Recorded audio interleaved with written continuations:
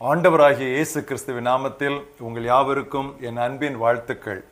இந்த நாளின் தியானத்தின் தலைப்பு இன்னும் கிட்ட கிட்ட, நியரர் அண்ட் நியர். வாசிக்க வேண்டிய வேத பகுதி பிலிப்பியர் 3ஆம் அத்தியாயம் 8ஆம் வசனம் முதல் 16ஆம் வசனம் வரை. அது மட்டுமல்ல, என் கர்த்தராகிய கிறிஸ்து இயேசுவை அறிகிற அறிவின் மேன்மைக்காக எல்லாவற்றையும் நஷ்டம் என்று எண்ணிக்கொண்டிருக்கிறேன்.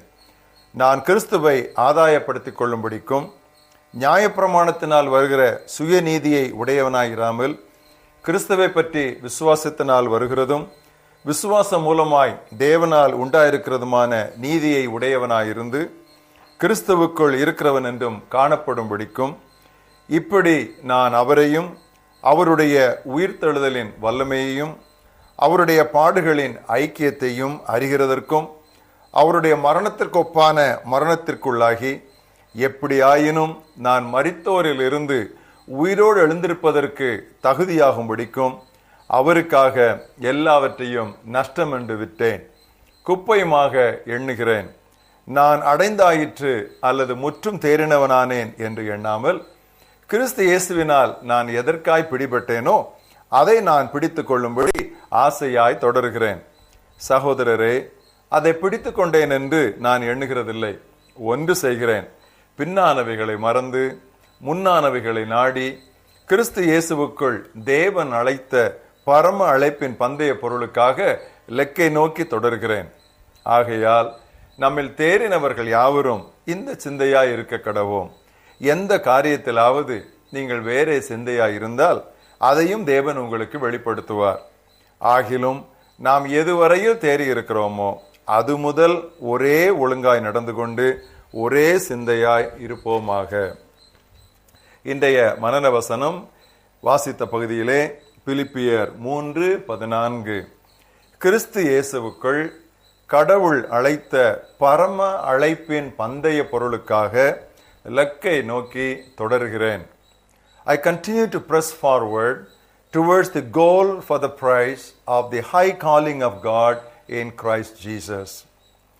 விசுவாச வாழ்வில் பின்மாற்றம் ஏற்படாமல் இருக்க வேண்டுமானால் கிறிஸ்துவை பற்றிய அடிப்படை போதனைகளிலிருந்து முன்னேறி சென்று அடித்தளத்தை மறுபடியும் போடாமல் பூரணராகும்படி முன்னாலே கடந்து கொண்டே இருக்க வேண்டும் என்று திருமறை நமக்கு போதிக்கிறது. அந்த முக்கிய வேத பகுதியை உங்களுக்கு வாசிக்கிறேன். எபிரேயர் 6ஆம் அத்தியாயம் முதல் 2 வசனங்கள். கிறிஸ்துவை பற்றி சொல்லிய மூல உபதேச வசனங்களை நாம் விட்டு செத்த கிரியைகளுக்கு நீங்களாகும் மனம் திரும்புதல், தேவன் பேரில் வைக்கும் விசுவாசம், ஸ்நானங்களுக்கு அடுத்த உபதேசம், கைகளை வைக்குதல், மரித்தோரின் உயிர்த்தெழுதல், நித்திய நியாய தீர்ப்பு என்பவைகளாகிய அஸ்திபாரத்தை மறுபடியும் போடாமல் பூரணராகும்படி கடந்து போவோமாக.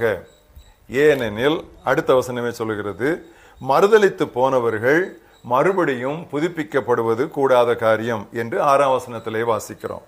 அதாவது இப்பகுதியின் விளக்கம் என்னவென்றால், மனம் திரும்புதல், விசுவாசம், திருமுழுக்கு, ஆவியின் வரங்கள், உயிர்த்தெழுதல், நியாய தீர்ப்பு இவைகளெல்லாம் மூல உபதேசங்கள் அல்லது அடித்தளம் ஆகும். துவக்க பள்ளியிலே 1 கூட்டல் 1 2, 1 பெருக்கல் 1 1, 1 கழித்தல் 1 0 என கற்றோம். இது அடித்தளம். இது அதிமுக்கியம். உயர்நிலை பள்ளி அல்லது கல்லூரி செல்லும் ஒருவன் இதை மறந்துவிட முடியாது. ஆனால் இதையே திரும்ப திரும்ப கற்பதினால் பயன் என்ன? அதுபோல அடிப்படை உபதேசியமாகிய அடித்தளம் முக்கியம் என்றாலும் நாம் அதை விட்டு உயர்நிலைக்கும் மேலான சத்தியங்களுக்கும் கடந்து செல்லுதல் அவசியம். அடித்தளம் முக்கியம் என்பதற்காக கட்டிடத்தில் எத்தனை தரம்தான் அடித்தளம் போடுவது? மேற்கட்டிடத்தை எழுப்ப வேண்டாமா? சூப்பர் ஸ்ட்ரக்சரை நாம் போட வேண்டாமா?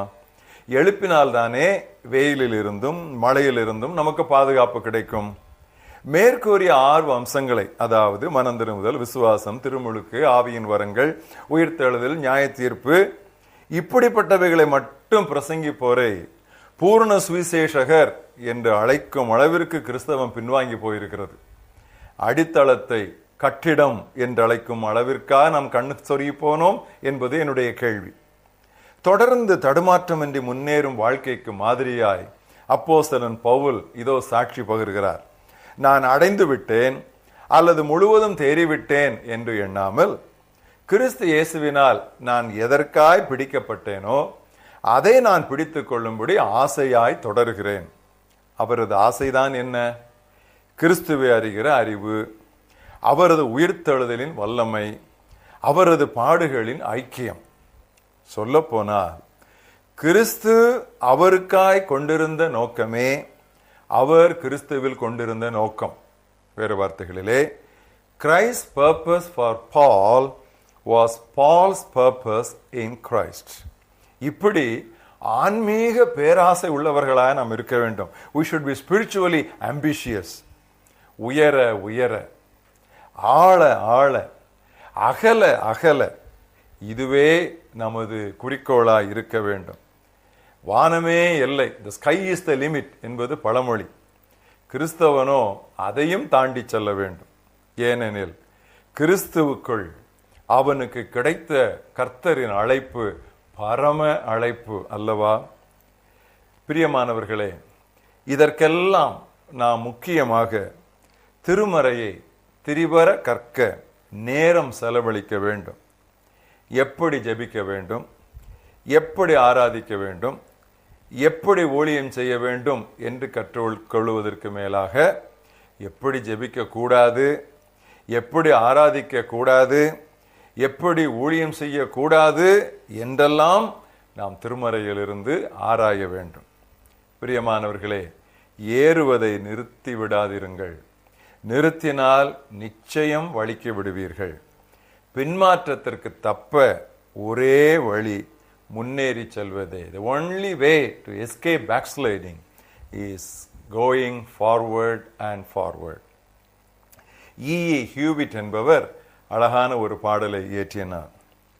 More, more about Jesus, more, more about Jesus, more of his saving fullness, more of his love who died for me, more, more about Jesus. அதுவே நம்முடைய ஆசையாக இருக்க வேண்டும். Deeper and deeper, higher and higher, wider and wider and nearer and nearer. கிறிஸ்து இயேசுவுக்குள் கடவுள் அழைத்த பரம அழைப்பின் பந்தய பொருளுக்காக இலக்கை நோக்கி தொடர்கிறேன்.